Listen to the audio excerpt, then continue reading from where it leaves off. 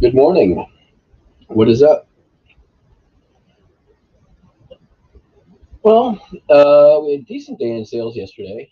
No complaints. It was steady throughout the day. There was like between like 11 and 5. It was a little quiet, but meh, what are you going to do? It is what it is. Just a scotch over 500, which is great. So, yeah, like I said, can't complain about any of it. Let's take a look at the postcards and ephemeras. Ephemeras is that sold. All right, make that bigger. Patchy basket weaver, white border. Been in the store a couple of years. Sold for 761. Most of the cards that sold today were out of older inventory, to be honest. Sold within a few minutes of the other one. Native American Cherokee Reservation, 336 linen. Different customers, but sold basically back to back. Real photo Philippines banana rice terraces, 1016. Going eBay International program. This is a Don Amici and Betty Grable Ridge tally card. Sold for 15 bucks. Happy about that. I think I have one more of these actually.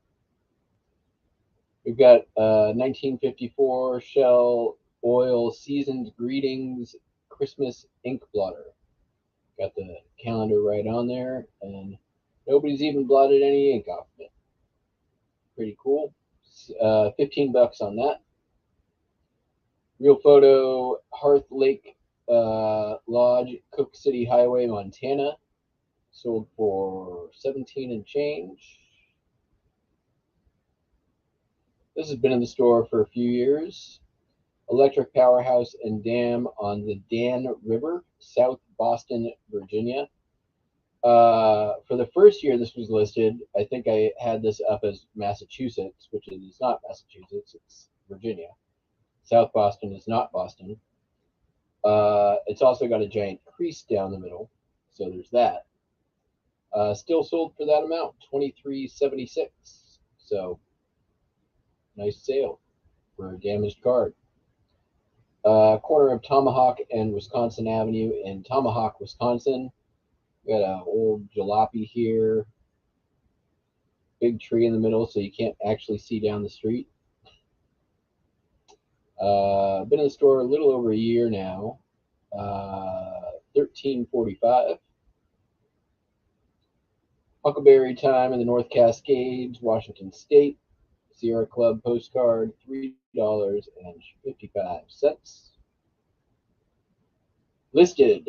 Didn't honestly, the last few days have not been very productive listing wise, but this is a wireframe fabric hand painted face doll, Victorian for sure. Lace, everything on there basically screams Victorian.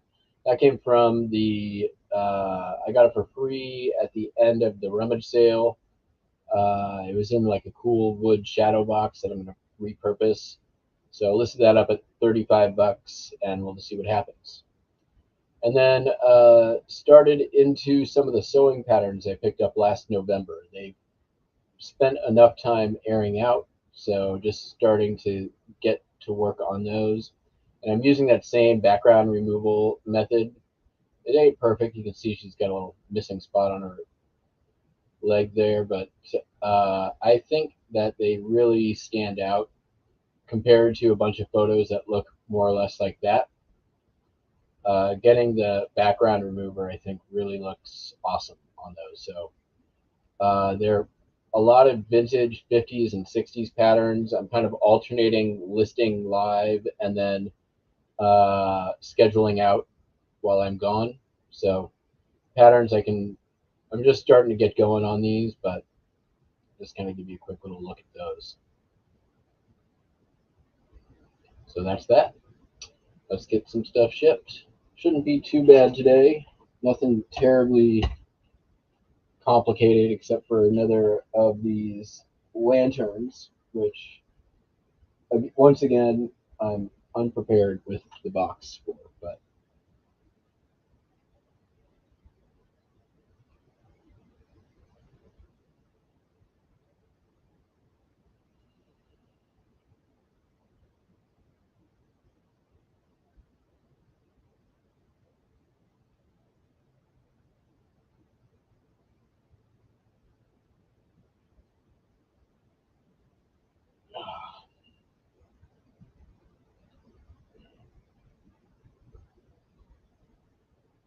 how did I not include dimensions on that? I'll do that.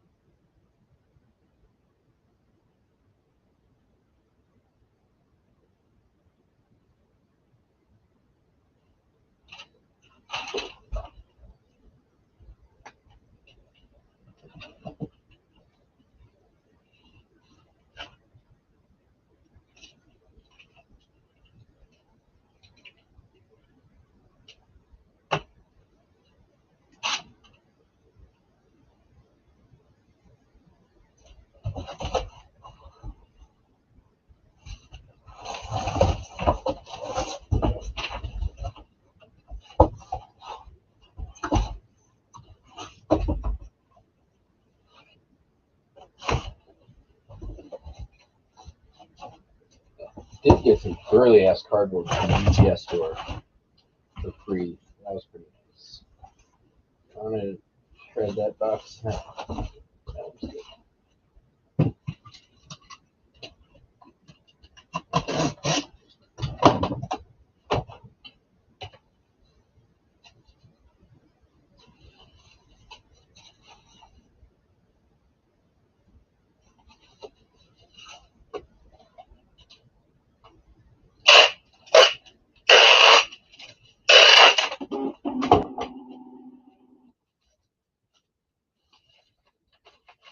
So I watched a video yesterday. I watched a couple of videos yesterday.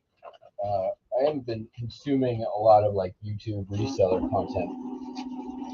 I missed $1 Million Peddlers yesterday. I've been watching more like produced television. I basically binged the whole series to date of Gemstones, whatever it is, The Righteous Gemstones, which is, I fucking love Danny McBride, so it was awesome. Everybody in that show is awesome. But I ended up watching 1 Foot Flippers video, and he's more or less like mocking people who complain about glitches on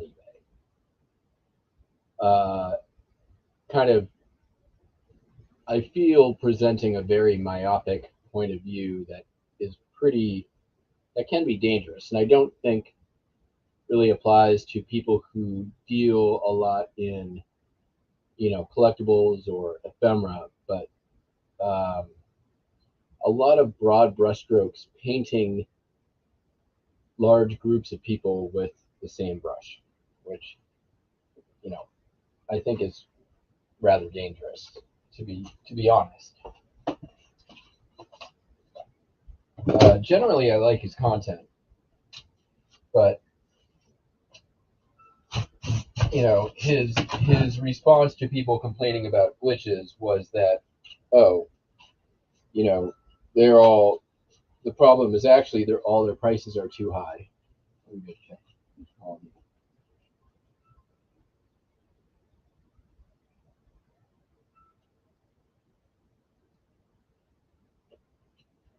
is, where all of their prices are too high, and that's the reason. It's not a glitch. The glitch is that people know how to uh, sort by lowest price first. So if you're not showing up at the bottom of the heap price wise, your item's not going to sell. Which basically is just, his admission that his pricing strategy is a race to the bottom, and essentially mocking anybody who doesn't join said race to the bottom. I mean, that's more or less what it came down to. I don't agree with that. I think there's certainly sometimes that's an appropriate strategy. I don't think that's always the most appropriate strategy. In fact, I think a lot of times that can be a very dangerous strategy from a business perspective and a profit perspective. And I think also pretty myopic point of view, just in general, that all things are only a price consideration and there's no other value proposition in selling on eBay.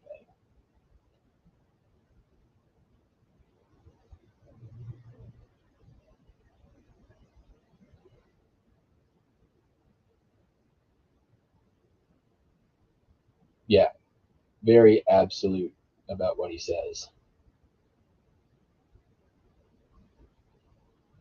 Which in general, I think, uh,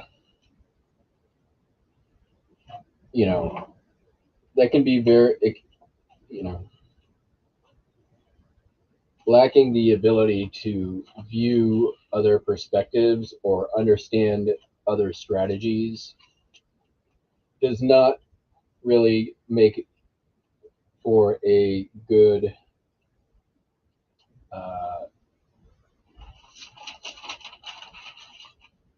for a channel that's going to have an audience with a lot of staying power.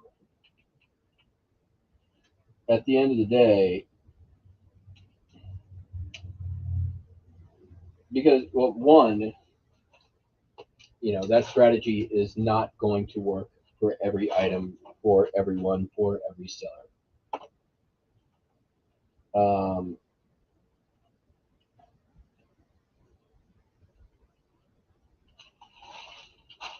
Sure. Like his example of the Quigley Down Under DVD, or what was, I think it was Quigley Down Under. Like, yeah, it doesn't make sense to price yours middle of the road of what's listed. That does not make sense.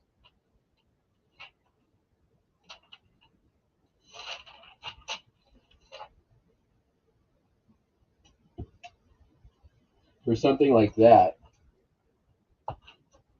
I think you want to be 1 penny lower than the lowest that's out there. Or for an item that's so incredibly flooded like that, maybe not listed at all and just chuck it back to the Goodwill.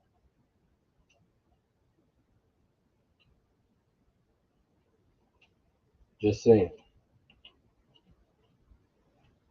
Like at the point when it's selling for $5.36 and you're paying $3.80 something cents,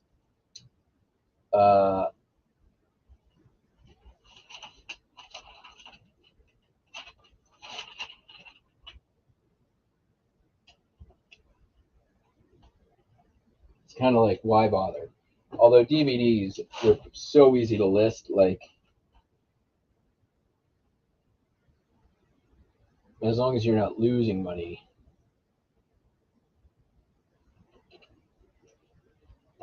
sure, more power to you. And as long as the only way that makes sense is if you're doing volume and you can spend like 3 seconds on listing.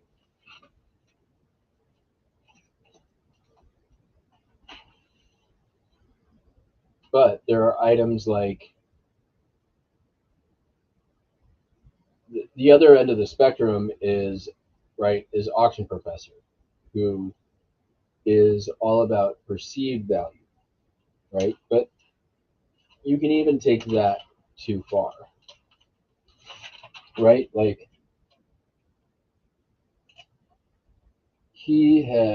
there is a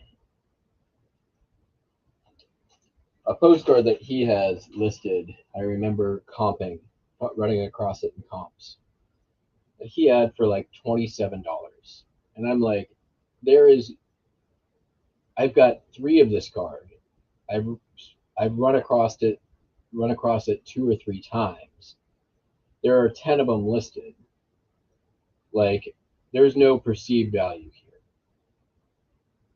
Like, there, you can't just go assume that all your shit is gold and not actually do the necessary research or appropriate pricing.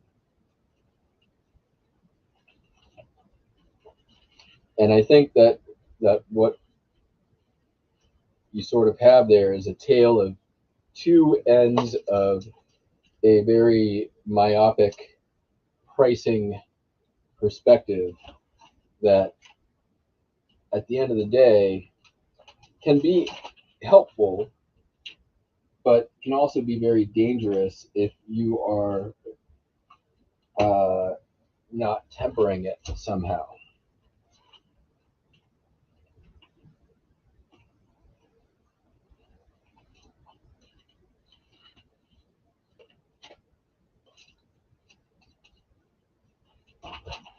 It's kind of like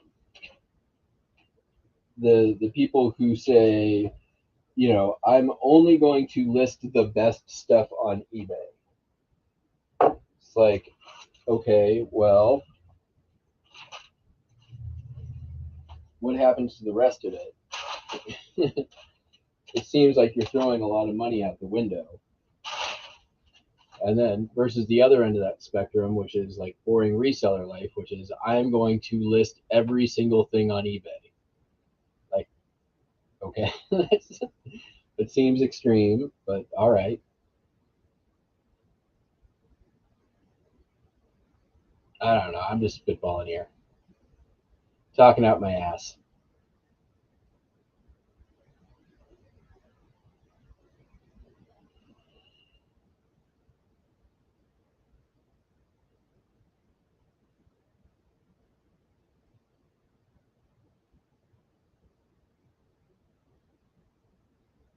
Yeah, there's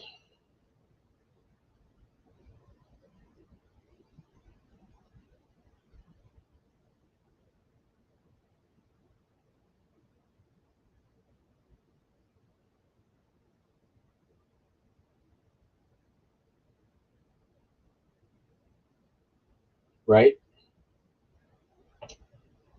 Uh, Dr. Stamps is a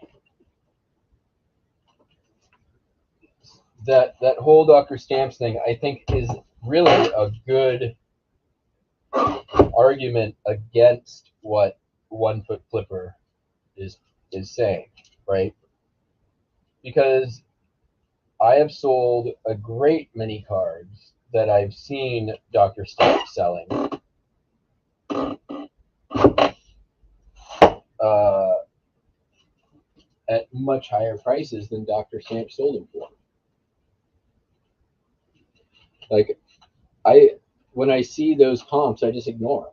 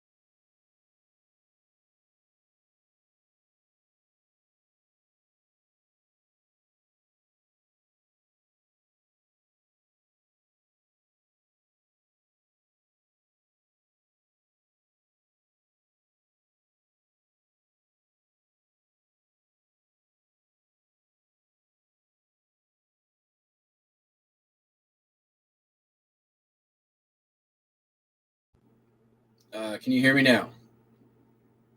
Sorry, my sound got disconnected there.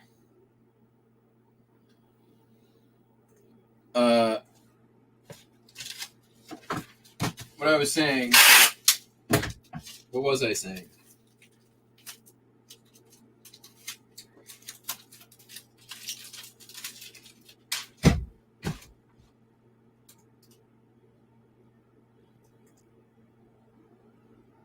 I don't think that.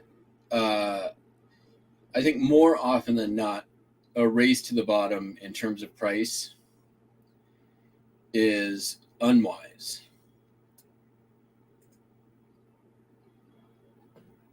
And if you are participating in that, or you are listing those types of items regularly, where that's even comes into question, you should probably start looking at what you're selling. There are I can think of dozens of scenarios where you do not want to be the lowest price listed. Still no audio?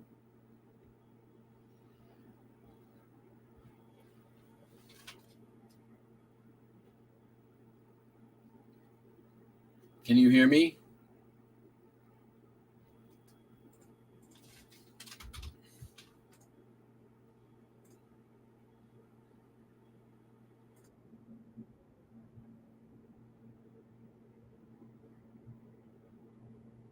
Testing 1, 2, 3.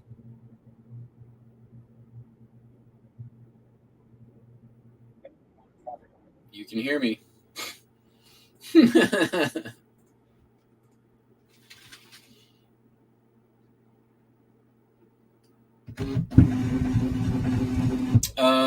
No arts and crafts stream this year. Just because I don't have time this year, nor do I have a project in mind.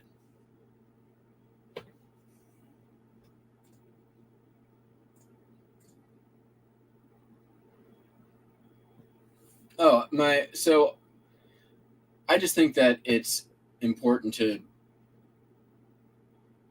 not have a single across the board, like, this is the way I price all my items, right? Like, you people have brains, I assume. You have the capacity for critical thought, I assume.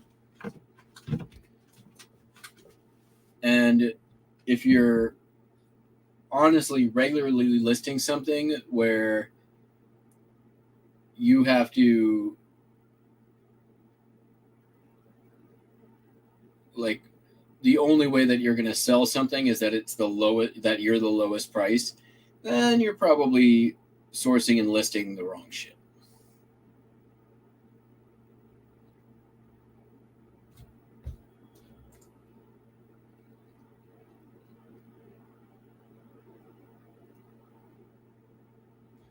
Yeah, it's not so much one price fits all. It's more like one strategy does not fit all.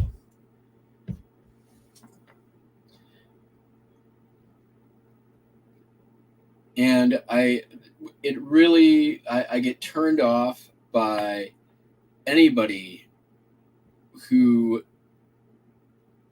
first of all, like, his delivery on that, of like sort of deriding anybody who's complaining about glitches because their prices are too high, and trying to I'm going to try to say the word. It's the signal has been sent from my brain,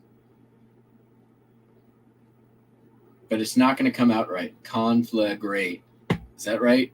I think that's it. Conflate. That's the word. Not conflagrate. It's conflate. Those two things together is wrong. And he came off as just kind of being a dick, to be honest. Feel free to disagree. That's cool. But I thought it was kind of shitty.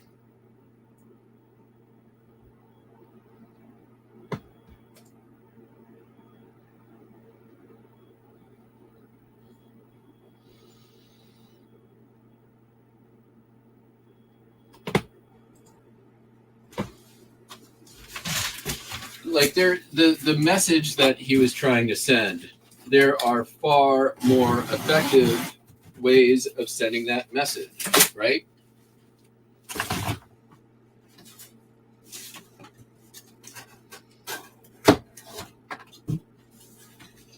And I think that, like,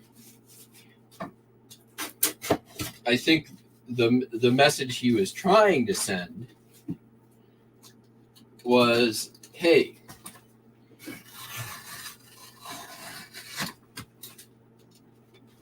you know, while you're complaining about the eBay glitches, it might be a good opportunity to go take a look at some of your prices to make sure they're competitive. That seems like a pretty good message, and doesn't mean you have to be a dick about it and essentially say that, you know, people don't know what the fuck they're doing or they're talking about. By the way, this was a DVD of The Scarlet Letter starring Demi Moore and Gary Oldman. It sold for $8.50. Let's see. Let's see if it only sold because I was the lowest price.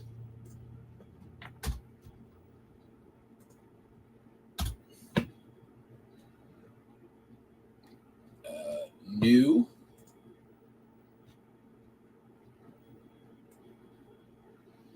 So I sold mine for $12.97 shipped.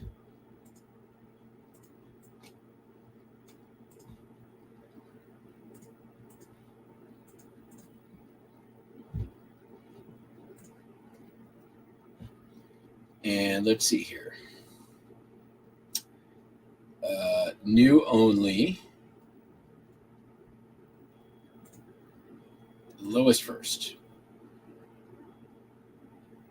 All right, wrong one. We need the one with Demi Moore.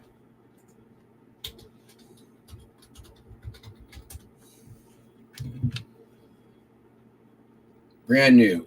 Look, $9.80, $9.97, $9.99 plus $4.49 shipping. Definitely beat their price. Beat their price too. So it wasn't the lowest, but I was definitely competitive.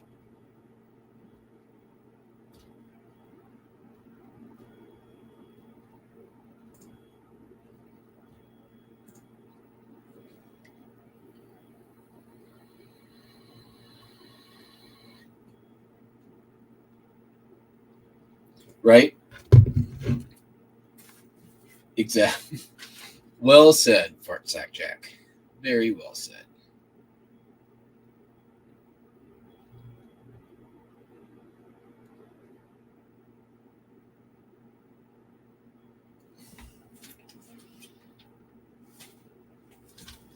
Did I already pack that thing?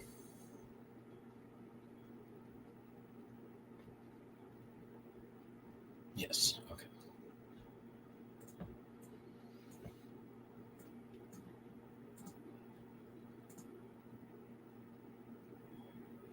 So did you guys hear the thing I said about the auction professor versus 1 foot flipper pricing strategy thing? Or was I muted for that part?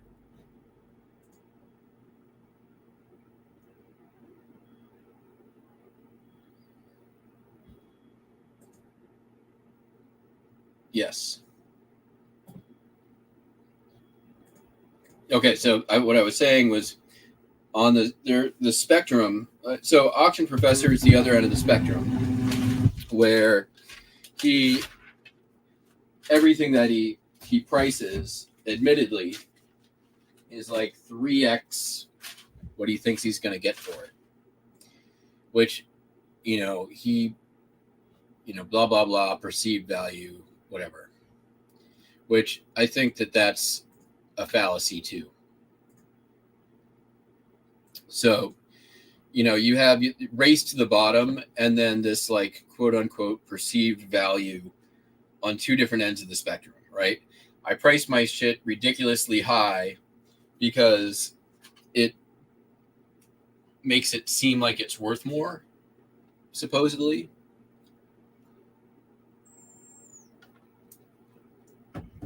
Despite the fact that I will take a third of what that price is. Versus I just want to be the absolute lowest price for every item that I'm selling. And yeah, neither of those are appropriate, I think. Like, I can't tell you how many times, like, there's one example of a postcard that I found that it was a divided back, I believe it was like of a mountain still, I want to say, like making alcohol in the mountains, right? It's a card I've sold before. I had multiples that I was going to be listing. Found his comp and it was like $32 or something crazy. And I'm like, I looked at what's listed and there's like 20 listed.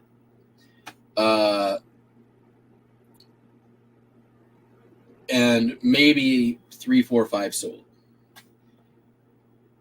There's no way that you're getting that perceived value is going to come into play there.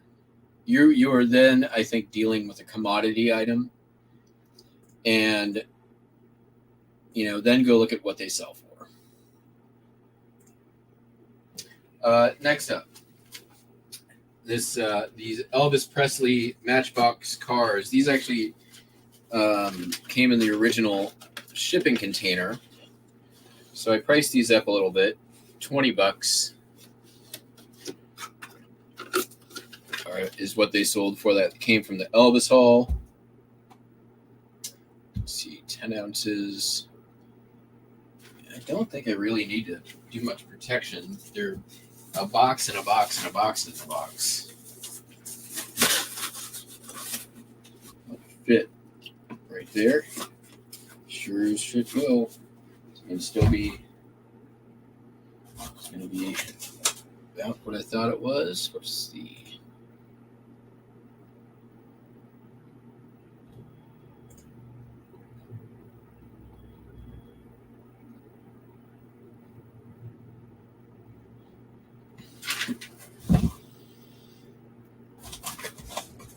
It's going to go 1 pound faux show.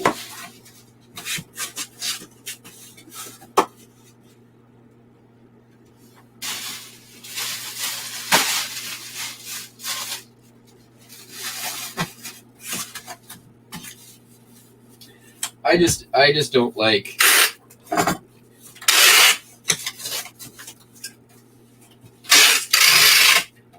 hearing the like, oh, this is the way to do it, and I also don't like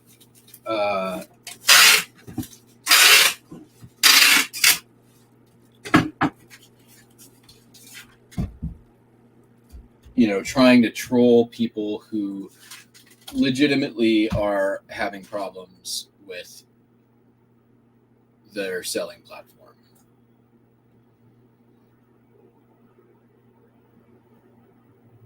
Basically just saying, oh, you're full of shit. It's just because your inventory is bad and your prices are too high.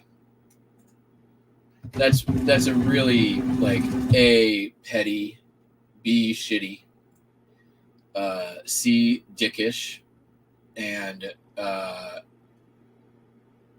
uncompassionate stance to be taken. What up, just in time?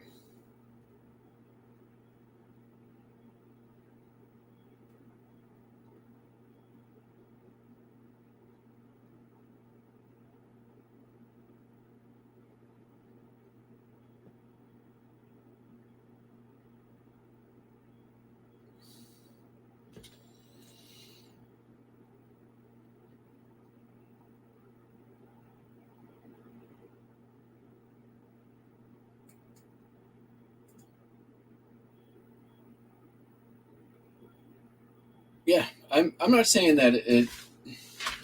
Listen, there's definitely times when the whole perceived value game can play into your favor.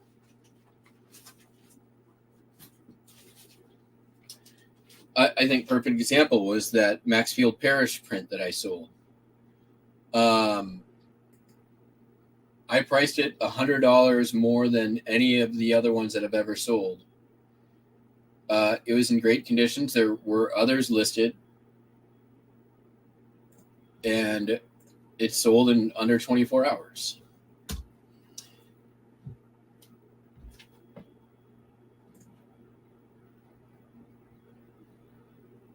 I sold a hat. I got this for $250. Opening series 2014 at, this is the Yokohama Dina Bay Stars. Kind of a cool. I think this was at my local thrift shop. Which one was it? The St. Vinny's. So it cost me $1, and it sold for $12.55.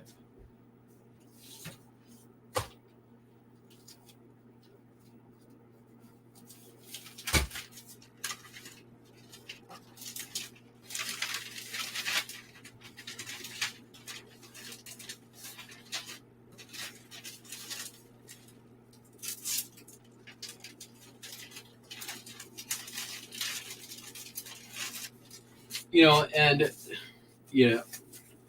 it's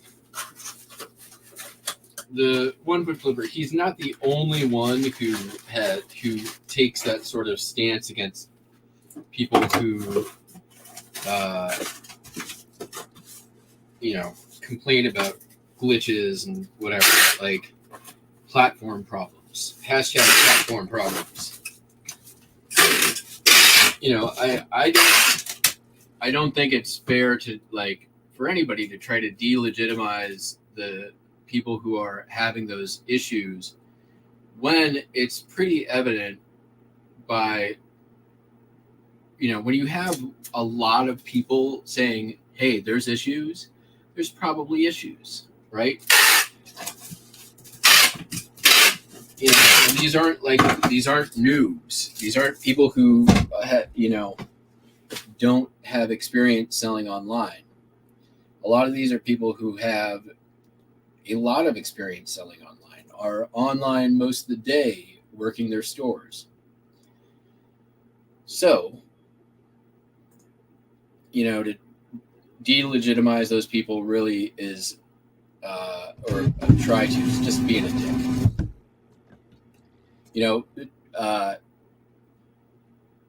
Tommy Bernard, Kent Daigle, they do that a lot as well in chats, and I think it's fucked up.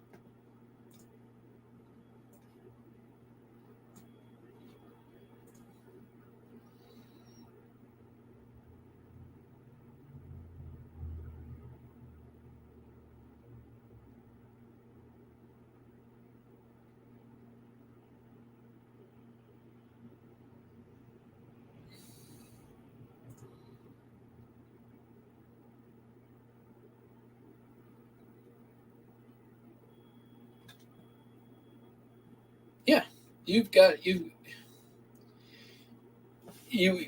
do have to adapt, right? 100% with that.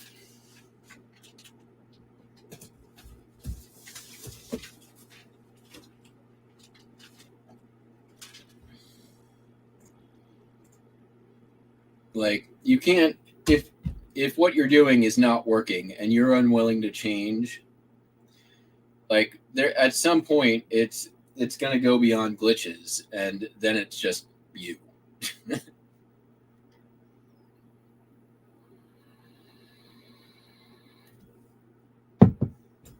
All right.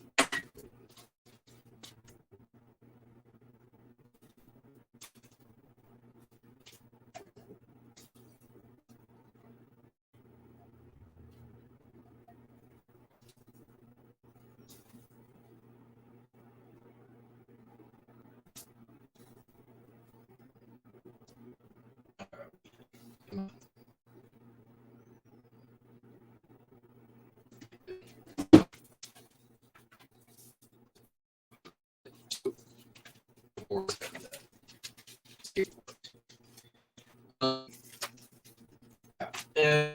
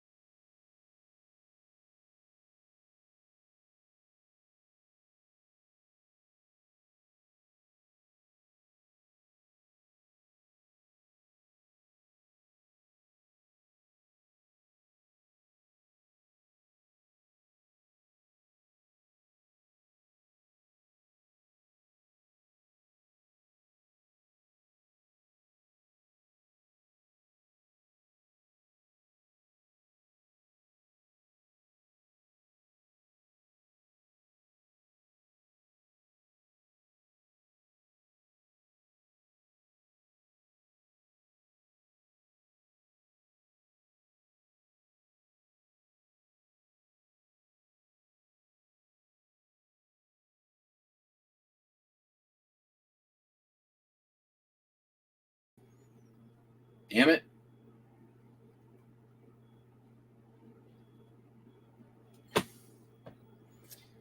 Yep, that's fair.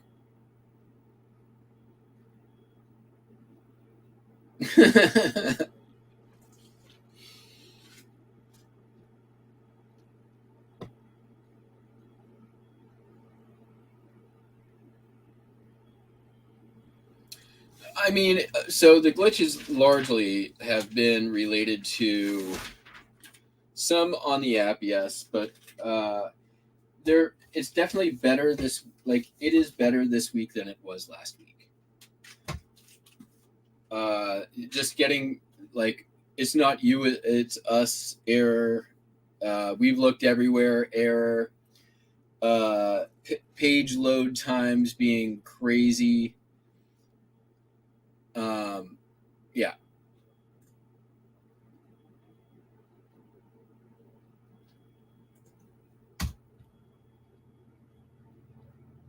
All of the things. I just packed up a booklet. Now I'm going to pack up this booklet. Mary Mead recipes from the Chicago News Tribune, sold for $8.87 plus shipping.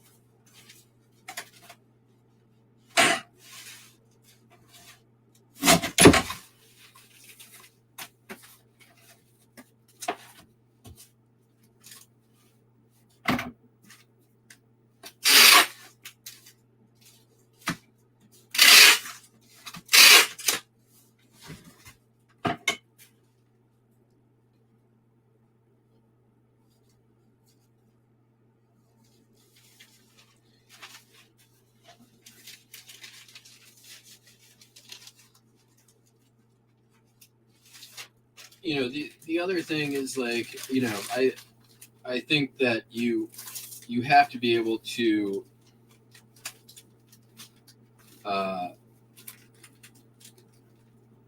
if you're experiencing glitches, you have to, if you're going to be successful, you got to be able to overcome adversity instead of just wallowing in your problems and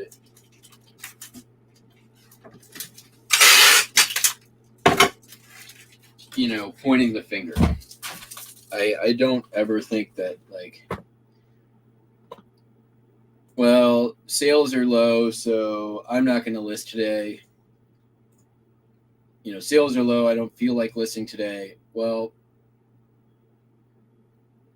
sales will come back eventually. But if you don't have the stuff listed, maybe they won't. For me, I am as motivated by slow sales days as I am for good sales days.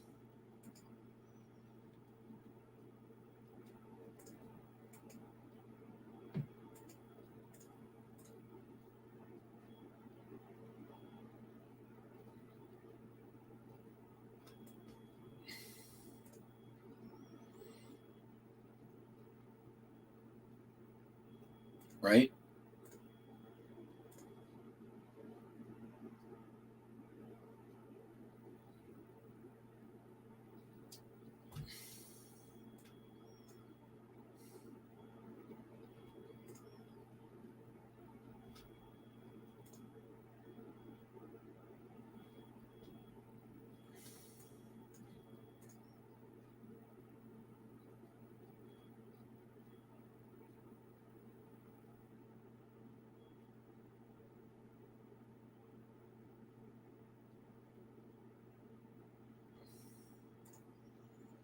Yeah, I agree with that.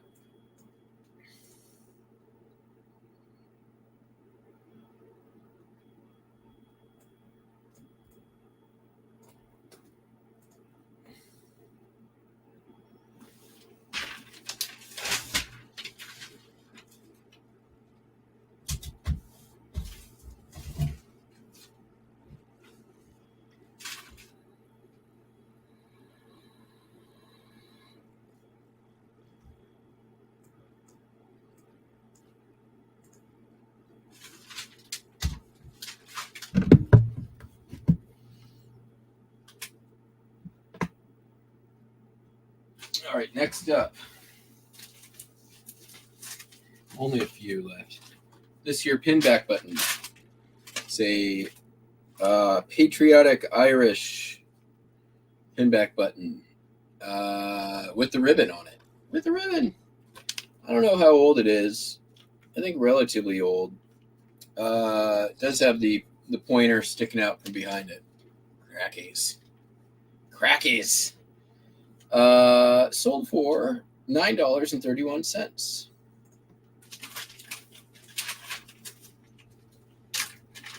Listed in November.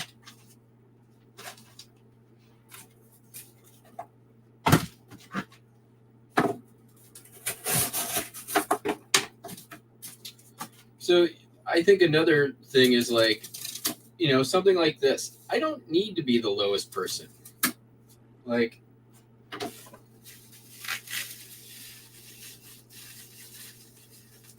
I don't need that thing to sell in a week. I don't need to race to the bottom. I probably could have put that up for $5, and it probably would have taken just about the same amount of time to sell.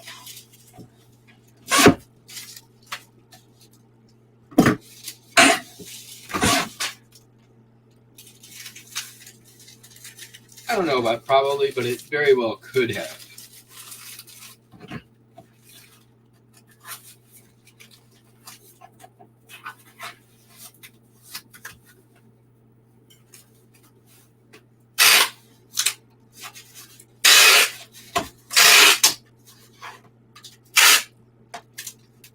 At the end of the day, I think that the 1 foot flipper video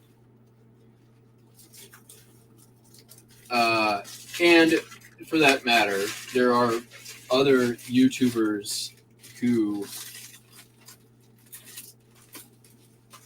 I think participate in this narrative, is that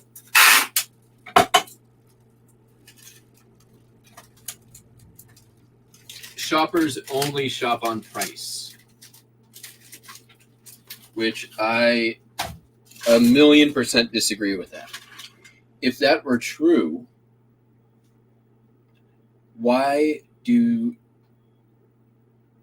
people get more money on Amazon for certain items?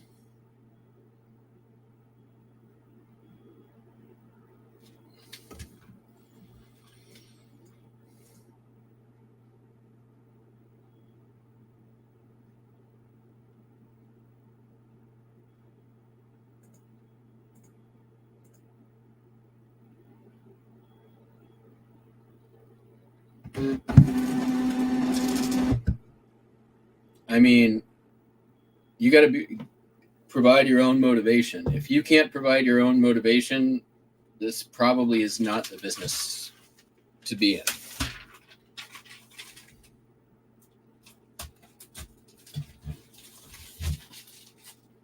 Like, if you've got to look externally for motivation,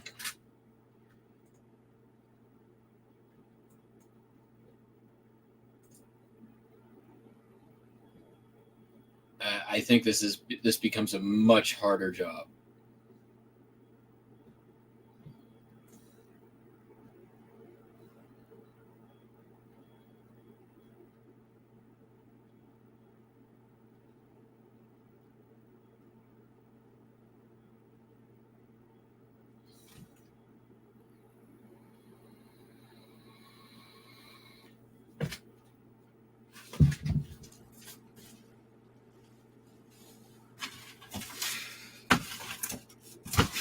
Yeah, and I think that's also good advice, Justin. All right, next up. I thought I had another flat cut for a record. Maybe not. Sesame Street Disco sold for $10. That came from the rummage sale, I think. People overlook often Disney records. Records are a great example. That is definitely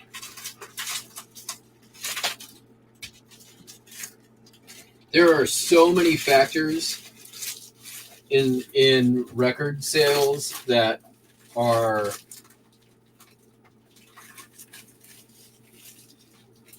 you cannot just be a race to the bottom. condition, return policy,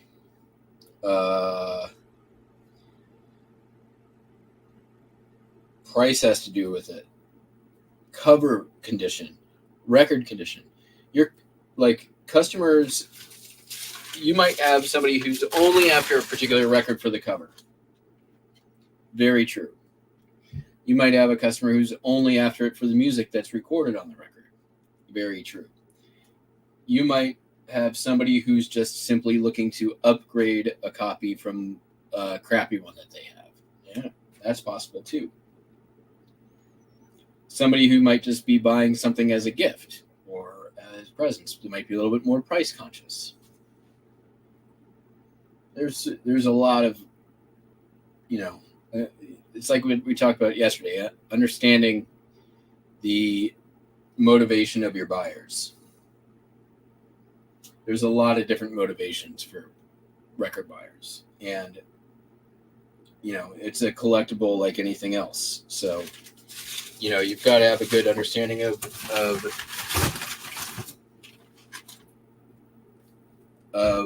what collectors look for. Otherwise, you're just going to be playing the race to the bottom game.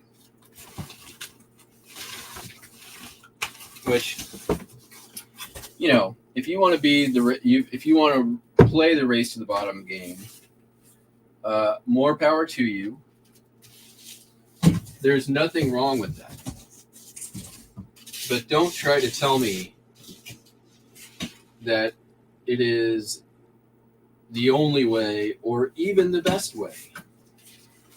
I will only say that it is a way. Because that's about the only factual statement that I think that you can make about it.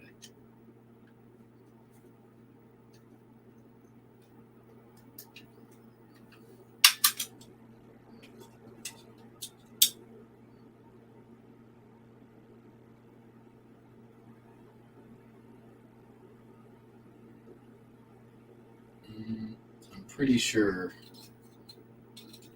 Well, I guess we'll find out.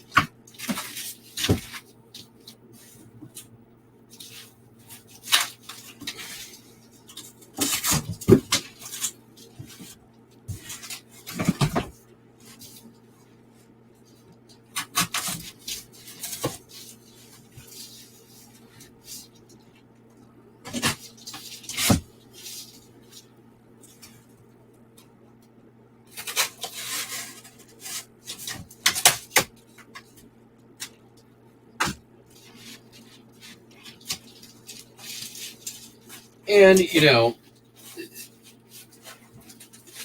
perhaps 1 Foot Flipper just trying to be funny, which certainly I can see he was at least somewhat trying to do. And that's fine. But, he's kind of making a joke at the expense of other people's pain, which I don't like. This is not my favorite record chipper that I've ever made. This cardboard is way too thick for this. But we're there.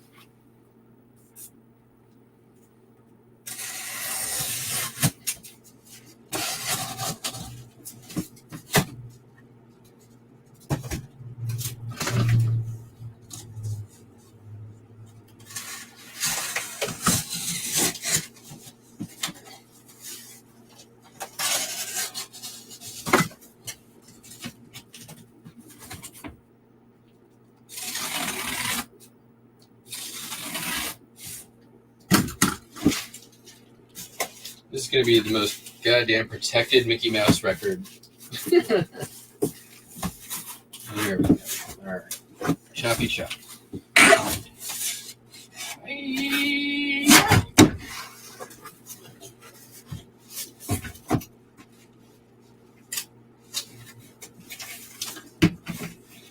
going to probably get a little more off of this.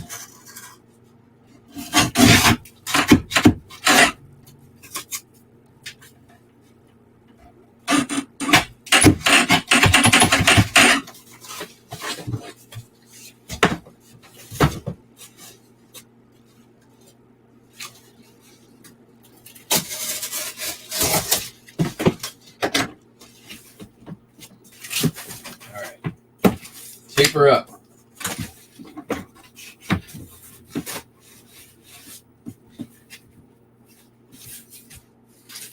That is hella protected.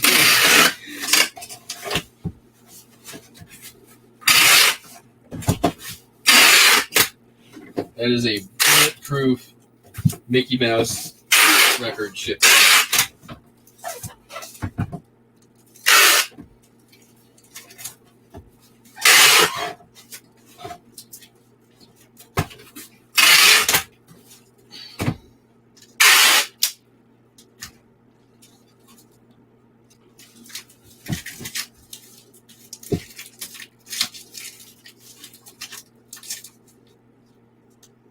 What's up, Roman?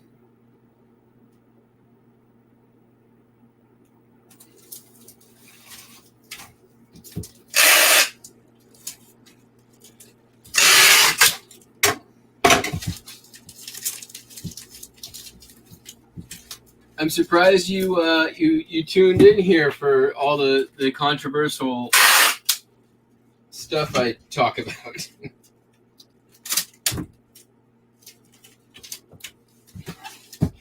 I mean, let's see here. Who we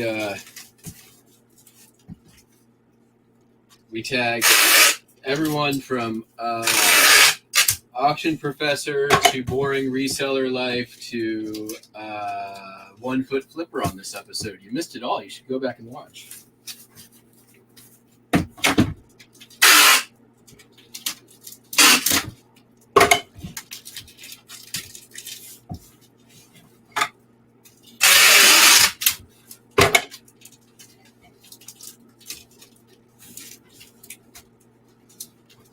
All right, Mickey Mouse. I'm surprised that wasn't 3 pounds.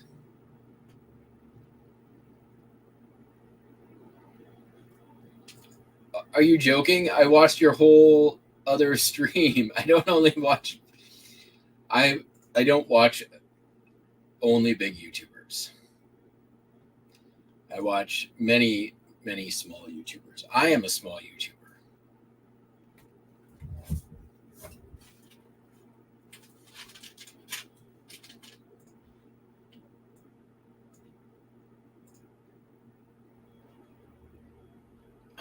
I know you're kidding.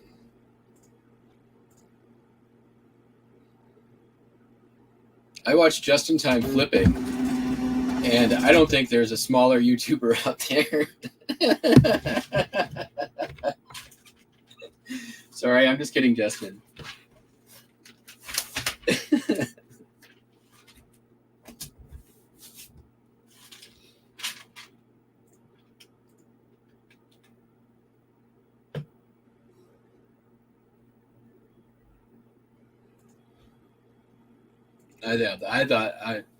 I thought I'm pretty funny.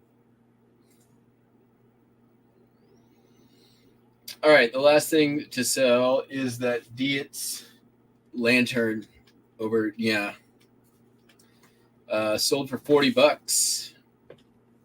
See where it's going. Redding, California. That's almost the best case scenario. That means I don't even care how I pack this. I can just get, hi, Buster. I mean, I care.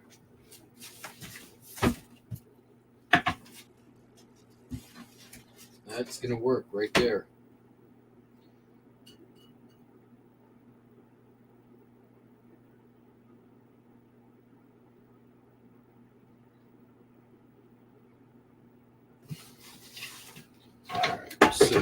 this goes. Do, do, do, do. Like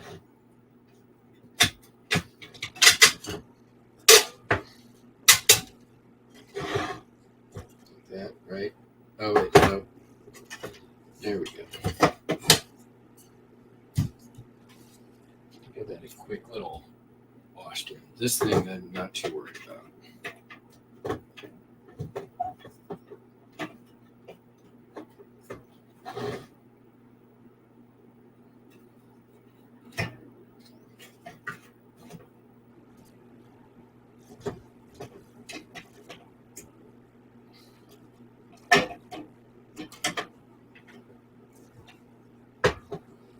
All right, I forgot. It doesn't go down once you've taken the thing out.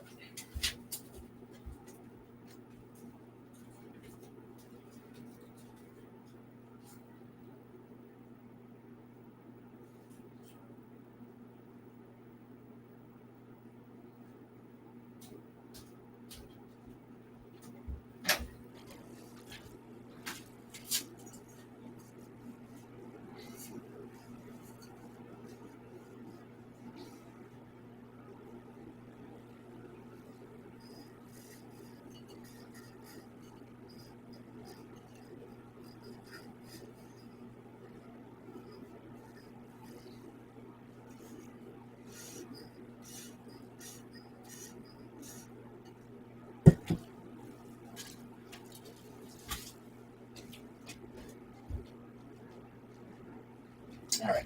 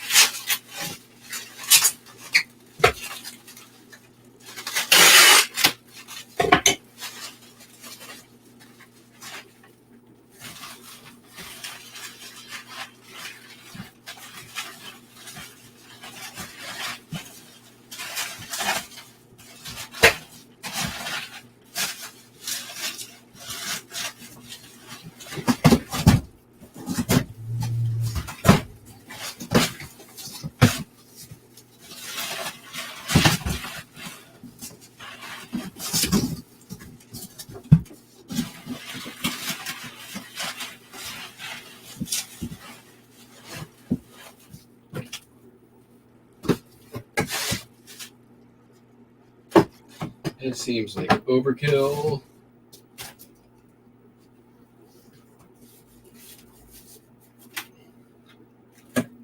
That's probably better. We do a Franken version of that.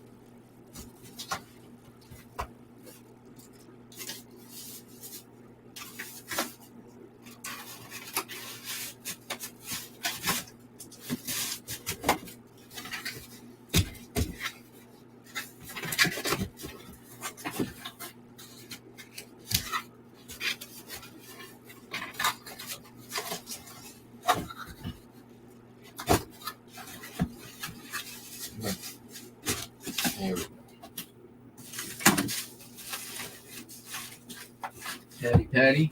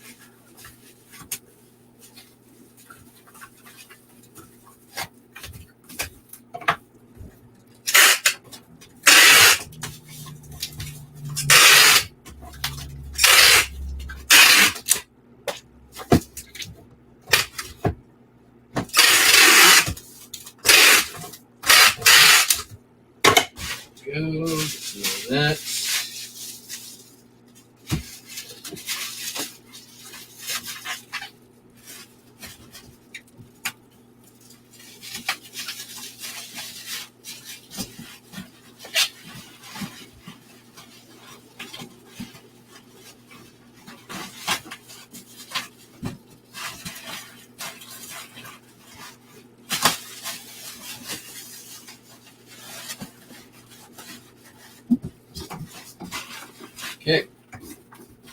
Easy peasy.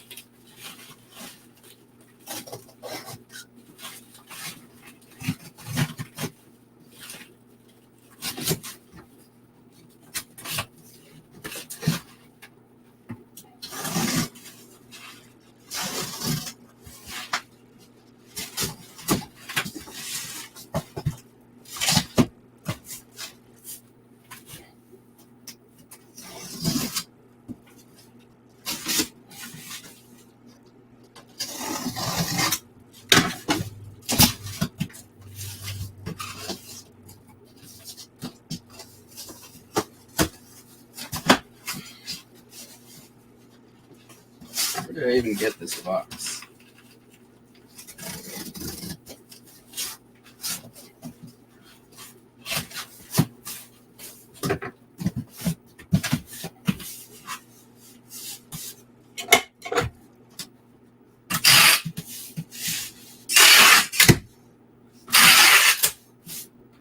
Got an ad to take before the rolls out.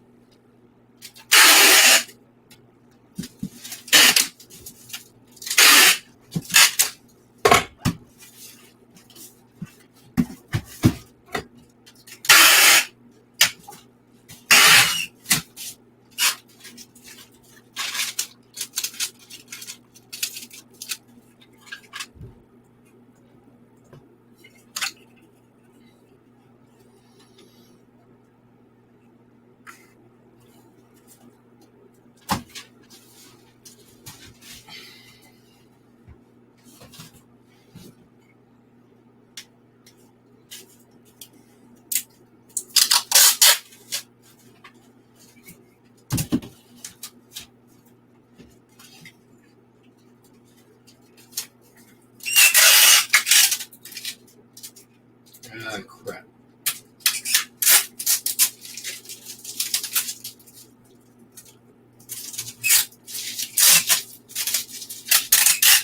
Oh, come on, tape. There we go. Nightmare scenario.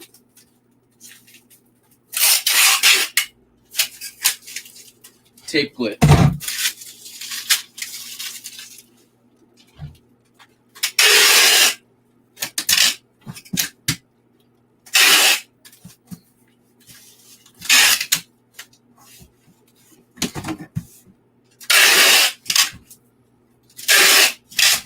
Tape to tape.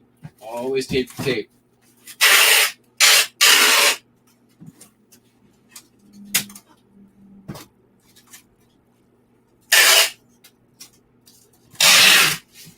All right.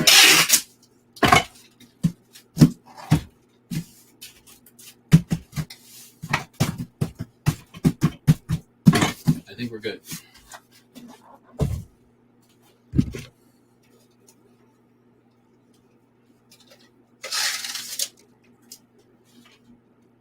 $17, $13, $10.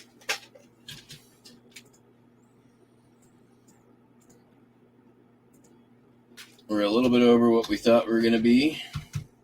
13, 10. 6 pounds, a little bit over on that too. Let's see, what's the damage? Oh, not bad at all. $13.64 is what I charged. Or I am paying. It charged the customer $13.65, even though I was 2 pounds over on weight and several inches over on dimensions in multiple directions. So that's fine with me. Saves me a trip to is a UPS store.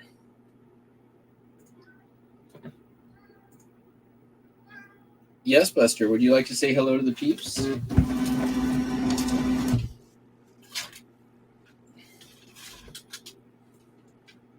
Say hi to the peeps. You've got plenty to say. Oh, he's looking at you. Hey. Okay. I'm done shipping. I'll come give you treats in a minute, buddy. You just chill.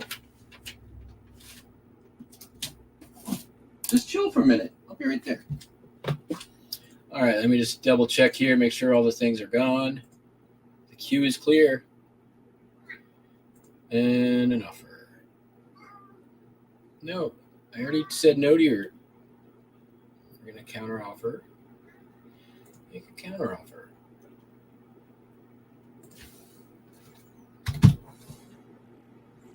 For this thing that's already on sale.